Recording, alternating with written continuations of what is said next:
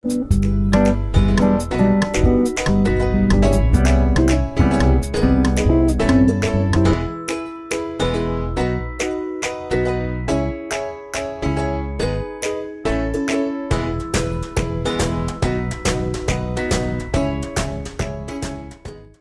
guys! Welcome back sa ating channel. Ang isi-share ko sa inyo ngayon ay isa sa request din sa atin kung paano raw mag-pattern at magtahi noong dress. Simpleng dress lang guys. Straight dress lang na may binik, na may extended sleeve, o continuous sleeve.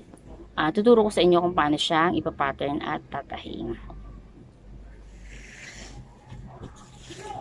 Sa pag-pattern, meron lang tayong kailangang mga sukat para doon sa ating gagawing dress. Kailangan natin ng shoulder, kailangan natin ng sukat ng collar or neck, kailangan natin ng sukat ng bust line, distance of bust, kung ang gagamitin nating tela is hindi siya stretchable. Kailangan natin ng tip of bust, ng back figure, yung mula dito sa balikat hanggang sa bewang sa likod, yung waistline, first hip, second hip, and full length. Yun lang yung mga kailangan nating mahanda na sukat bago tayo gumawa ng pattern. Tara guys, turuan ko kayo kung paano gumawa ng pattern. Sa paggawa ng pattern, maglagay na agad tayo ng pinaka-base niya. Tatapat lang natin itong straight line yan. O yung straight na angle natin dito sa side. Dito tayo maglalagay ng unang guhit natin. Dito sa unang guhit natin, sukatin na agad natin yung kalahati ng ating shoulder. Lagyan natin ng mark. Pagkatapos, yung 2 and 1 half dito. 2 and 1 half, tapos kalahati ng shoulder. Dito sa 2 and 1 half, mag-angat na agad tayo ng 1 inches. Pagkatapos, dito sa shoulder natin sa tapat, magbaba tayo ng half inches. Itong half inches, i-connect natin dito sa inangat natin 1 inches.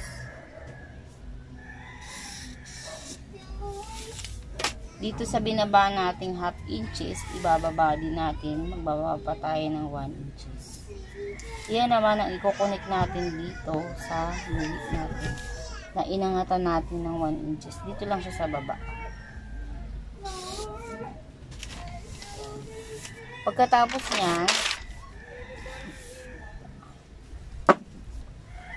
i-divide natin sa 4 yung ating bust line. Yung sukat ng ating bust line, i-divide natin yun sa 4.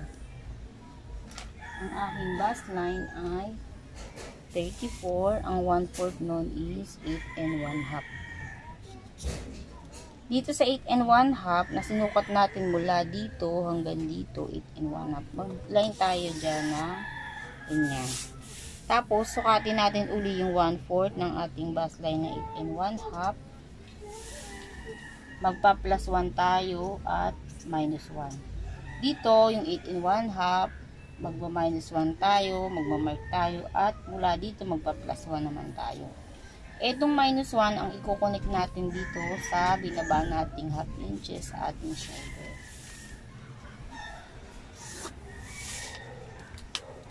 Pagkatapos nyan,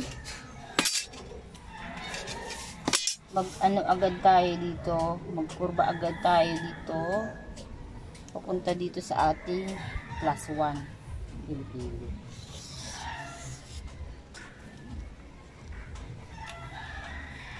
Sa pagkuha ng front, magiging back at front kasi ito guys eh. Ito yung shoulder natin sa back, ito yung front. Tutupin natin yan sa may guhit. Itong back. Ayan ang itatapat natin dito sa guhit naman natin sa front. Pag naitapat na natin ng ganyan, lagyan natin ng mark yung tapat ng back, yung mark, tsaka yung front natin. Ito yung magiging front natin.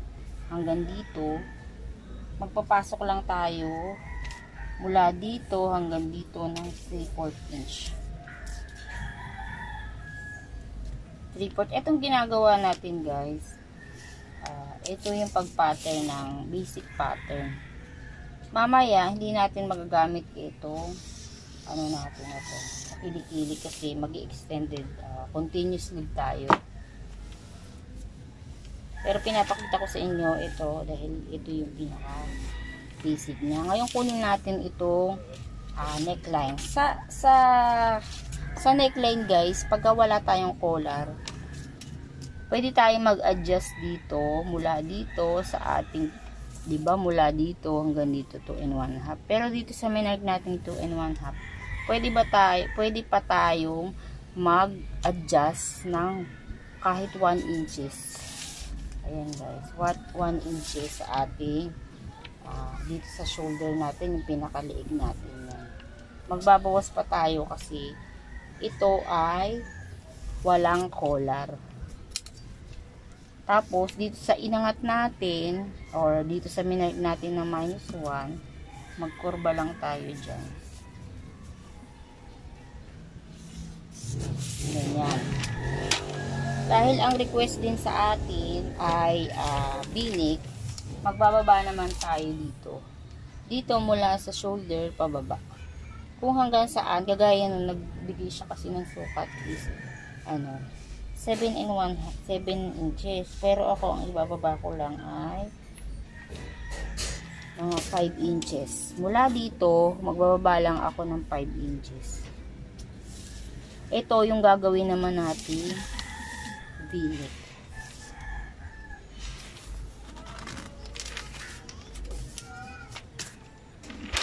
Sa V-neck guys, itong ating binaba, ipoporma natin ng ganyan para mag-V-neck ang ating pattern.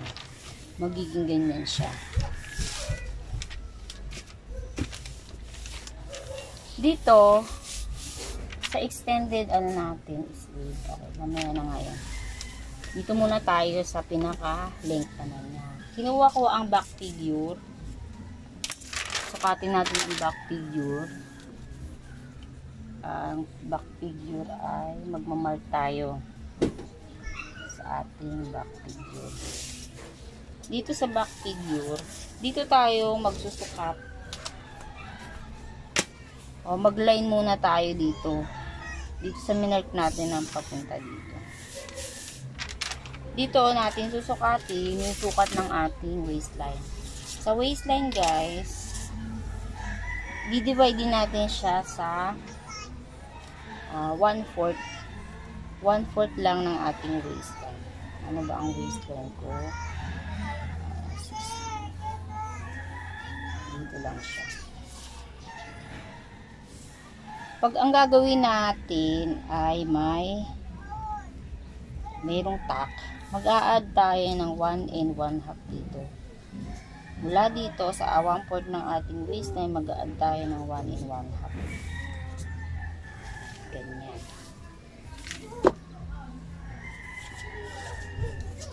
Tapos, ibaba naman natin ng 3 inch mula dito sa waistline, 3 inch at 4 inch. Mula dito 3 inch, mula dito 4 inch. Ayan, ang susukatin naman natin dyan ay ang first hip. First hip at second hip. Yung ating first hip, ganun din, i-divide lang natin siya sa 4. Kaya ang ating first hip ay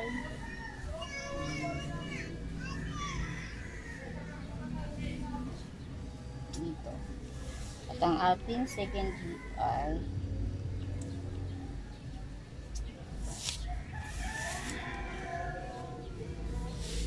ayan siya guys. Magtatak lang ako sa back part niya. Kasi ayoko nang may korte sa harap. Sa bandang bewang. Kaya naglagay ako dito ng additional na 1 and 1/2. Ngayon, kukunin ko kung saan ako magtatak ng ating distance of bust na 6. So, dito na lang. Mula dito, sa minark natin na yan, mag-aakyat tayo ng 7 inches. At magbababa tayo ng 6 inches. Dito, dahil nag-add tayo ng 1 and 1/2, ang gagawin nating tack na sukat mula dito sa gitna, susukat tayo ng tig 3/4 kabilaan. 3/4 dito, 3/4 dito. Yan ang magiging tack natin sa likod.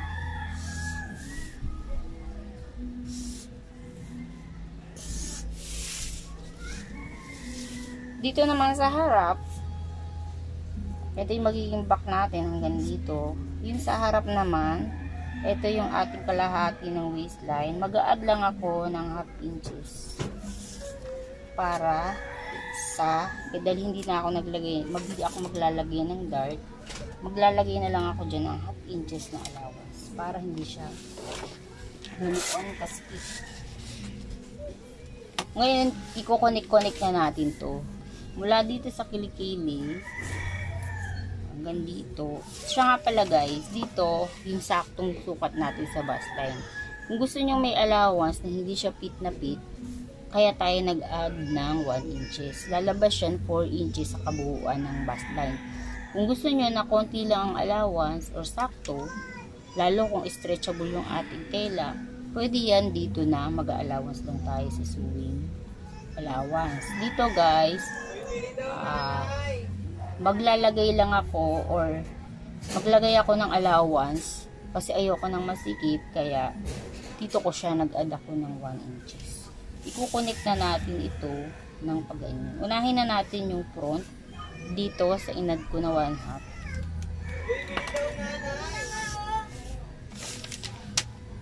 Tapos etong sa back, i-connect din natin yan.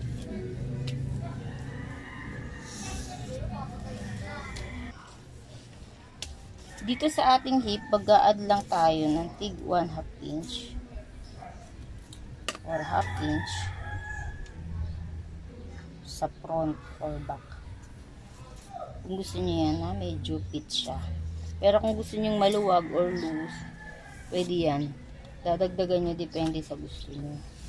Itong gagawin kasi natin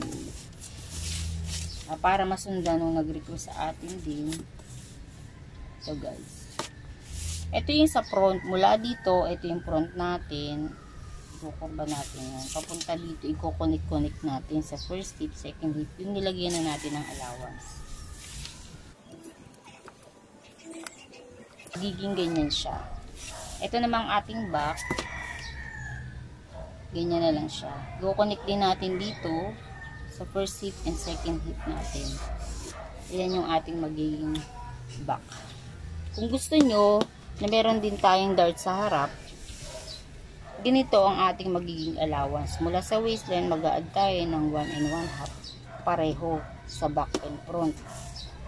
Ngayon, yung dart naman natin sa front, susundan lang natin din ito.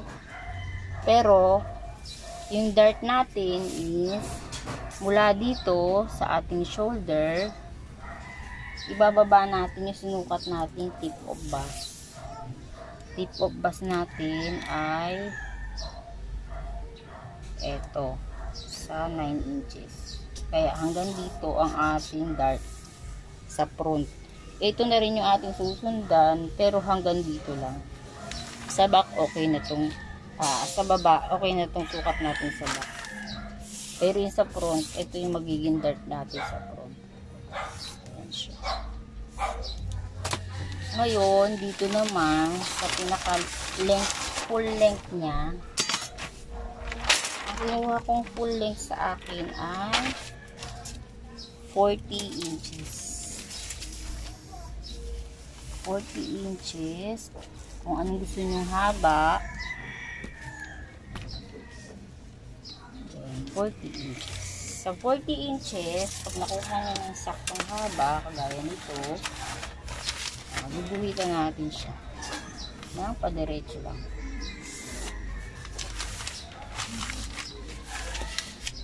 Pagkatapos, dito, mula dito, i-connect natin yan dito eh. Nasa inyo, kung gusto nyo, halimbawa gusto nyo fitting or mas maliit dito, lalong stretchable naman yung ating tela. Susukatin nyo lang yan dito kung anong lapad nito. Ito 10 and 1/2. Yun din ang isusukat nyo dito. sa lapad sa laylayan. Sukat mula dito sa ating second hip. Yun din ang susukat natin dito. Sa akin guys, hindi ko siya gagawing fitting. Dadagdagan ko lang siya ng mga 1 and 1/2 inch. Hindi ko siya ipipiting masyado. Baka magmukha akong suman. Hindi ko type yung ganun-ganun. Tapos i-connect na natin siya dito sa ating second hip. Magiging ganyan na siya, guys. Ayan. Dito naman sa ating continuous lead. Mula dito sa ating shoulder, maglalabas lang tayo ng mga 3 inch or 4 inch. 4 inch ang ilalabas ko sa akin. 4 inch. Ganun din yung sa back. Maglabas tayo ng 4 inch. Ganyan mangyayari yan guys. Tapos dito, mula sa kilikili, magbaba tayo ng mga 3/4 inch. 3/4 ibaba natin ng ganyan. Tapos, medyo ilabas natin siya ng 1 inch. 1 inch. Magiging ganito siya guys. Magkakaroon siya ng parang i-connect natin pala dyan dito. Mula dito sa ating front, papunta dyan. I-connect na natin ng ganyan. Ganon din yung ating back. I-connect na natin yan dito. Magiging ganyan siya. Tapos, ito, mula sa shoulder, i-connect natin yan dito. Sa may tulo ng ating inat na 1 inches. Magiging ganyan na siya.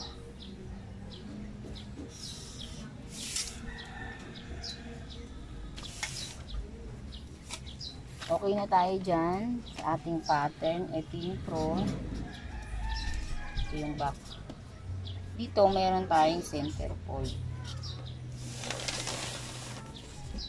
Ngayon, maglalagay lang tayo ng mga allowance natin para sa pag tinabas natin siya is sakto na siya. Or pwede rin gupitin natin siya ng sakto, tapos sa pagtabas na lang tayo mag-allowance. Depende sa inyo guys. Ngayon pwede na natin siyang gupitin yung ating pattern.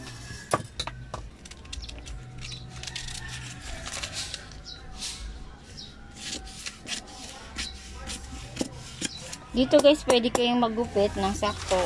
Basta pag nag-cut kayo sa tela, lalagyan nyo ng allowance. Ako, lalagyan ko na siya ng allowance. Para pag mamaya, pag nag-cut sa tela, babakat ko na lang siya.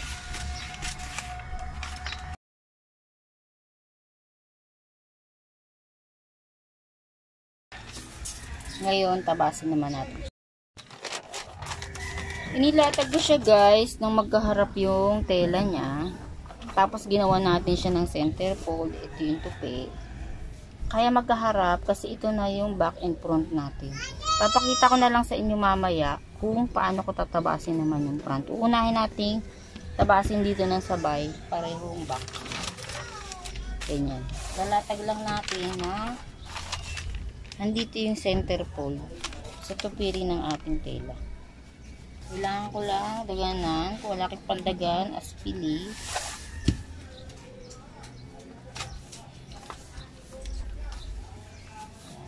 Maganon lang natin ang ganyan. Kukunin natin ngayon yung ating back. Dahil itong mga nasa dulo ng pattern natin is 4 back. Yung mga nakalabas na yan, dyan na tayo sakto magtatabas. Kung tinabas nyo yung pattern ng walang allowance, maglagay tayo ng allowance pagkatatabasin na natin siya.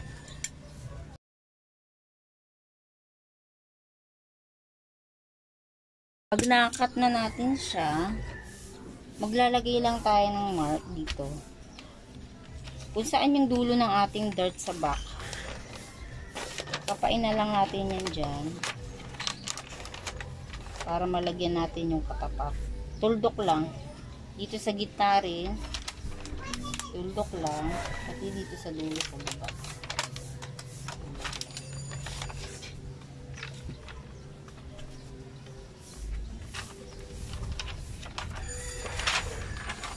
Ngayon, itong kapart o kabilang part niya na itong dress, kakapain din natin para malagyan din natin ng mark.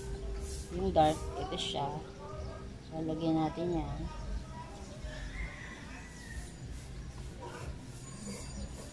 Pag nalagyan na natin, kukunin natin itong isa sa loob. Ito yung ating front. Dito sa front, para wag nating masulatan ang right side, tiklop muna natin siya pabaliktad. Kasi tiniklop natin siya kanina nang magkaharap yung right side. Ngayon, dahil kinuha natin ito sa loob, tiklop natin pa kabila. Na nasa loob yung right side para wag natin masulatan.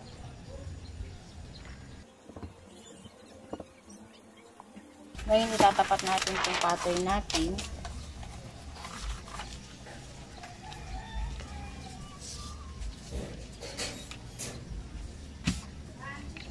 Ang kukunin natin dito sa front, itong neckline at itong ating shoulder.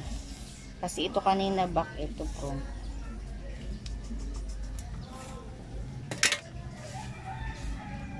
Guguhitan lang natin kung hanggang saan yung shoulder ng front.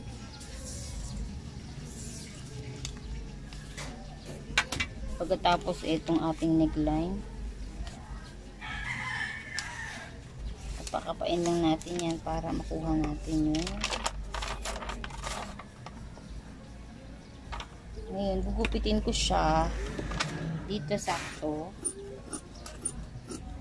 Dito sa shoulder may allowance. Sewing allowance.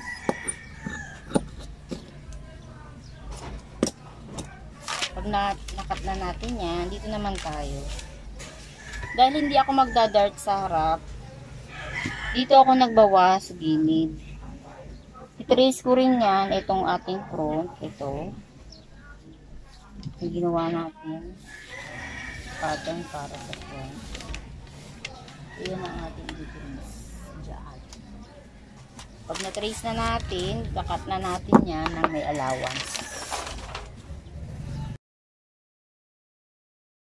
Hingin ganyan na siya.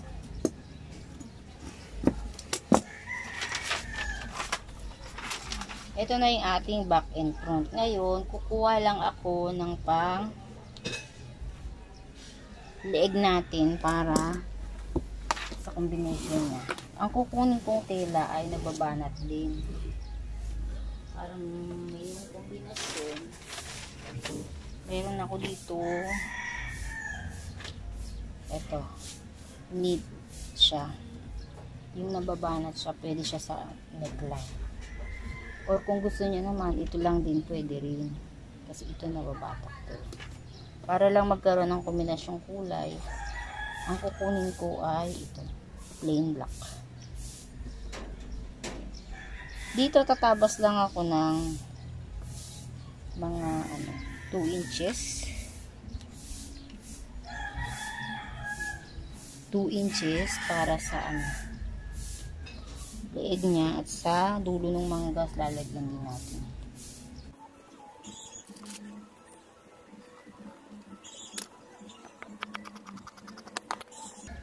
Kukuha pa ako ng isa kasi para sa leeg at saka sa manggas.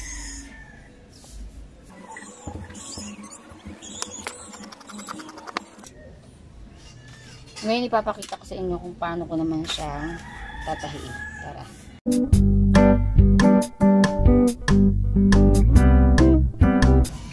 Unahin lang natin itong dart. Yung nilagyan natin ng tuldok-tuldok sa parting back ng ating damit. Itong gitna, nakalimutan ko lang guys. Yung tuldok natin dyan sa gitna, maglagay tayo ng kabilaan niya na 3/4 inch. 3/4 inch kabilaan para dyan natin papadaanin yung ating damit.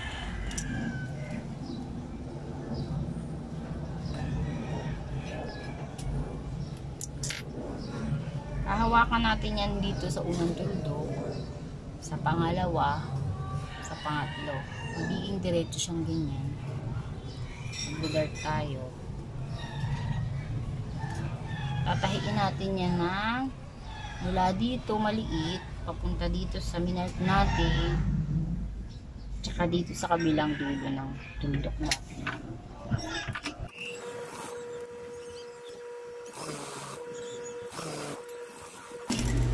Ganun din sa kabila. Dalawa to eh. Dalawang to.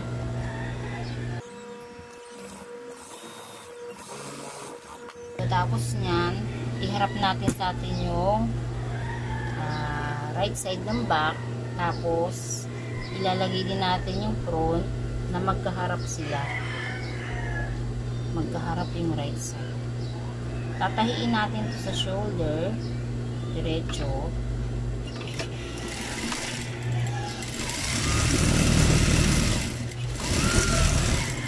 Pati dito sa kabila.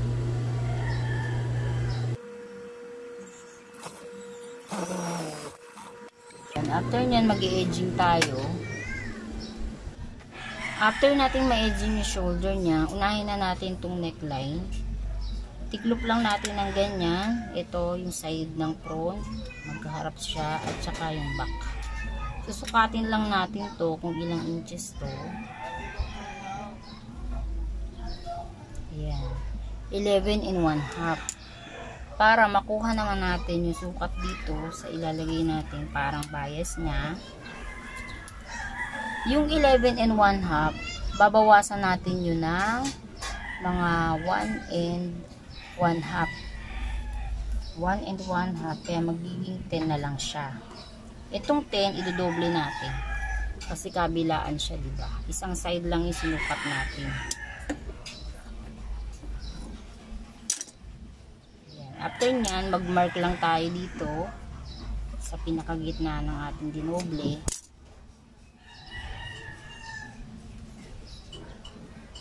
After nyan, ito yung ating neck sa front. Ito yung ating tela. Ititiklop lang natin yan ng ganyan. Tapos, itatapat yan natin ng ganito. Itong naka-fold, siya yung tatapat dito sa may pinaka dulo ng neck natin. Nang nakaganyan. Dapat pantay siya. Para makuha natin yung tatapyasin natin dito sa dulo. Para maging binik siya. Ayan. Pag nakuha na natin, ito ginuhitan ko na, gupitin natin yan ng ganyan. After natin siyang magupit, tatahian na natin yan yung pabi.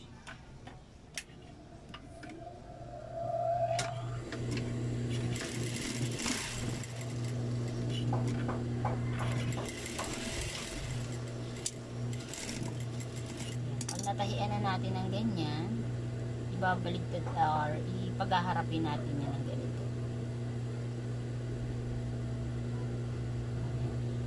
Tapos, tatahiin natin yung paligid nito bago natin ikabit sa leeg niya. Tahiin natin siya ng hinahatak natin. Alalay lang. Hindi naman siya hatak na hatak.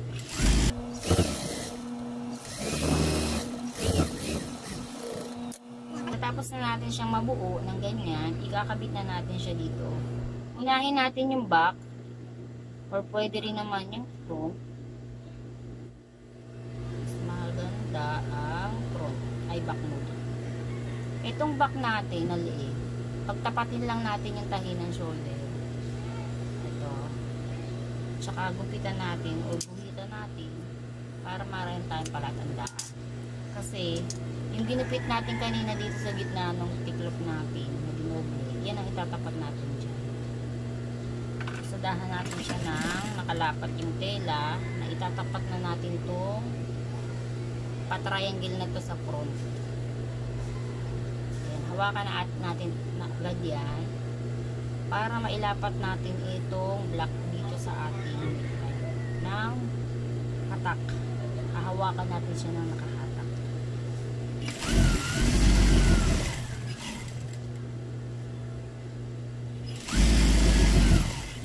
Pagdating dito, siguraduhin natin na nakatapat yung patulis dito sa palalim ng triangle or binig natin. Kasi mag-i-stop tayo dito sa pinaka malalim ng front at patulis naman no, sa leeg natin. Pag nandyan na sa pinakatulis, i-stop natin na nakalubog yung karayom bago natin hawakan ulit yung kabila para ma-prepare. Tsaka natin tatahiin para maginig siya. After nyan, i-edging natin. After ma-edging, magiging ganito na siya. Ayan ang ating binig. Nasa sa inyo kung gusto nyo pasadahan dito sa gilid niya, sa baba nito. Nasa sa inyo yan.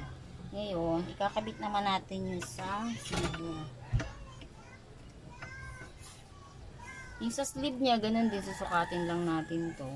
Kasi magbabawas tayo doon sa pinaka-black.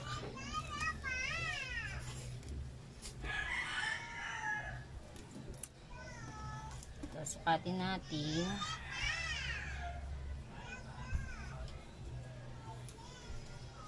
Ang sukat nito ay 7 inches.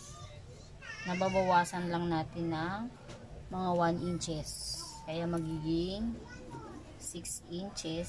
Magiging kabilaan yun. Magiging 12. Itong ating 12 inches, gaya kanina tatahiin din natin dito. Pag sasabayin na natin ang tahiin ng ganyan.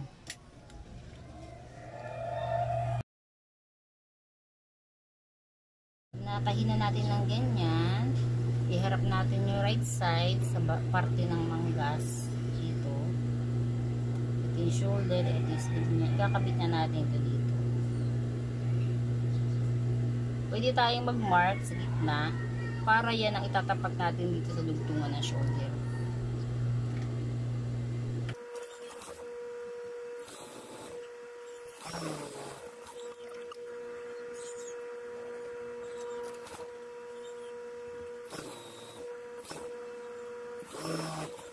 Yan, i-edgingin muna natin ito. Ayan, after natin ma-edging ito, paghaharapin na natin siya para matahin natin yung gilid niya, yung mga gilid niya. Ito is, magsisimula tayo ng tahi dito sa ating extended sleeve na ginawa dito sa gilid niya papunta hanggang sa baba, kabilaan.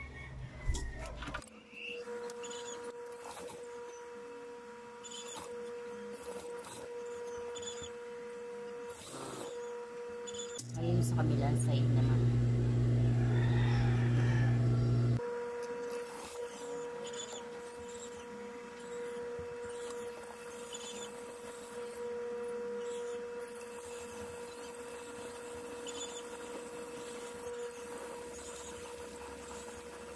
After nyan, mag-edging tayo sa magkabilaang gilid. Natin ma-edging yung mga gilid. Dito na tayo sa laylayan. Titiklop lang natin siya ng mga 1 inches.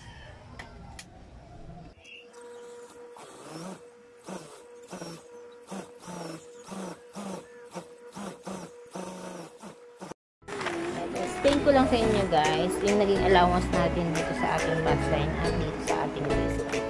Kasi itong ating unang line, ito yung saktong sukat ng ating bust line. Ito yung natin allowance. Kung gusto nyo na fit, hindi na natin kailangan mag-additional dito ng 1 inches. Kahit dito na lang tayo, i-connect na natin yan dito sa ating waistline. Pwede yan. Connect natin sa waistline, papunta sa ating kung gusto natin ng fit. Ito kasi, kaya loose ito sa akin. Kasi nag-add pa ako ng 1, parang nag-add pa uli kasi dahil dito sa ating sleeve, kinorte natin yung pala niya. Kung gusto nyo, fit, kahit mga dito lang, tapos lagyan nyo lang ng allowance, pakunik dyan sa ating waistline, papunta dito sa ating hip line, kasi dito guys, nag-allowance lang naman kami ng tig half inch ang first dip, tsaka Yung stretchable, pwede nyo yan dyan i-connect. Magtitip po yan sa iyo. Yan. Ang gagawin ko, hindi nyo type ang ganitong sana nagustuhan nyo ang ating video at hindi pa kayo nakasubscribe, please subscribe and click the bell all para ma-notify kayo sa ating mga bagong video na i-upload. Thanks for watching. Happy sewing!